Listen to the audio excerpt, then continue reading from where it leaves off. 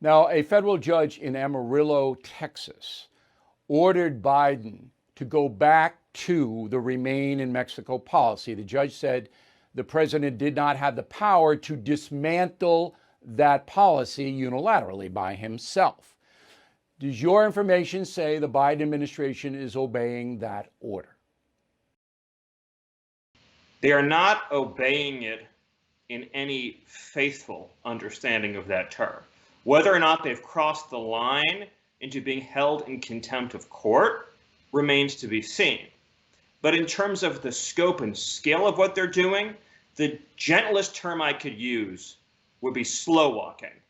The more accurate term that I think ultimately the evidence will show is defying. But certainly they're slow walking it. Under the Trump administration, with simply a few short weeks of the whole government vigorously acting after the president threatened tariffs on Mexico, we were able to return the vast majority of people to Mexico. In other words, it took us a longer time to create the program and build up all the systems, but the Biden administration inherited all those systems. Actually getting Mexico to fully cooperate just took vigorous executive leadership. I don't think Joe Biden is putting any weight at all into complying with the court's order. They're failing on purpose. Let's be real. Does the Biden administration have a leader other than Joe Biden? I mean, who's calling the shots for all of these insane policies? It can't be Biden. No, it's not. So it's a really great question because people are trying to decode that. For example, I'll return, I dropped the name earlier, which was Susan Rice. Susan Rice is the head of the Domestic Policy Council. Have you seen any serious in-depth reporting in the Wall Street Journal, the New York Times, the Washington Post, elsewhere, about what she is doing now as the head of domestic policy for the U.S. government? That's in charge of education policy, it's in charge of drug policy, it's in charge of immigration policy, it's in charge of pro-life or pro-abortion policy, as the case may be. I haven't seen any reporting on that. So who is driving the train on these issues? I think it's safe to say that at the State Department, Blinken obviously is calling a lot of the shots and will probably go down in history as the most incompetent Secretary of State we've ever had. But with respect to the whole domestic policy agenda, it's really painfully unclear. My suspicion is that it's probably a network of 6 or 7 people who aren't very well known, who have very hard left leanings, that are probably mid-level staffers that are basically driving the policy unattended by any adult supervision. Well, you got to feel that the Obamas have some kind of input because Susan Rice is their best friend. Yeah, so that's, I think, the missing link to a lot of this. There's been a massive lack of attention to this great mystery. And I've talked to reporters about it, and they've said they're mystified too. Why would you go from being the national security advisor of the United States under Obama, be floated for the job of Secretary of State, and then instead take over domestic policy, an issue by which all accounts say Ms. Rice has absolutely no experience or knowledge whatsoever, which means either A, she's directing all these radical policies, or B, she's countenancing all of these radical policies being implemented, again, by more junior staffers who are largely running free of adult supervision. Right. We'll never know. Though that story will never be told.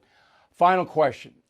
Personally, were you surprised that a Roman Catholic like Joe Biden, who in the past had supported the Hyde Amendment, that means that Americans wouldn't be forced to pay for abortions, and now is one of the most radical pro-abortion, probably the most radical pro-abortion president in history? Did you surprise in that transition? I am surprised. I was surprised when he came out in favor of taxpayer financing of abortions. And then I was equally surprised when he recently said that he doesn't believe that life begins at conception, something he previously professed to believe. And now, of course, you have the Department of Justice suing Texas over the heartbeat legislation, which, in full disclosure, my organization, America First Legal, is part of the legal defense team defending the Texas heartbeat bill. But Biden's transformation into a radical pro-abortion activist, abortion at any time, for any reason, at any period in pregnancy, and with full taxpayer funding, putting him on the furthest extreme left of his party, yes, that does shock and surprise me. But again, I have a strong feeling here that he's so out of it, he's just kind of reciting what younger people working for him are telling him to say. Hey, I'm sure you've noticed that everything is getting more expensive, and with all this printing money and spending by the progressives, I'm concerned the dollar's end could be near. If the government continues this way, the dollar could freefall and lose its coveted role as the world's reserve currency. That's why there's never been a more important time to consider gold and silver to protect you and your family. And American Hartford Gold is the only company I'm happy to put my name behind. I have done business with them myself.